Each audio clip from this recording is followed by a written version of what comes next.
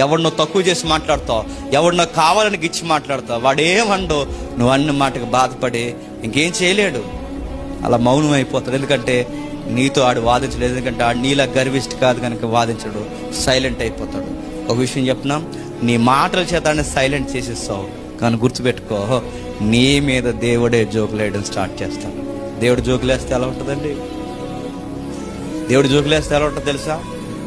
ఇంకా లైఫ్లో దారిని పోయి కుక్క కూడా చూసి మనల్ని నవ్వుతుంది. గుర్తుపెట్టుకో, కుక్క పనికిరాని కుక్క కూడా మనల్ని చూసి నవ్వుతుంది. ఎందుకంటే నువ్వు కుక్క కూడా లోకి అయిపోతావు. దేవుడు నీ మీద జోకులేయడం స్టార్ట్. దేవుడు జోకులేయడం అంటే డైలాగులు చెప్పడు, ఆమిడి అయిపోయేలా చేసేస్తాడు జీవితాన్ని.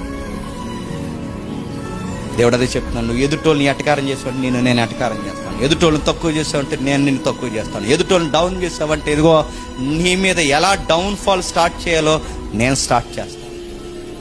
జాగ్రత్త, నీకు గర్వదృష్టి ఉందేమో ఆపే.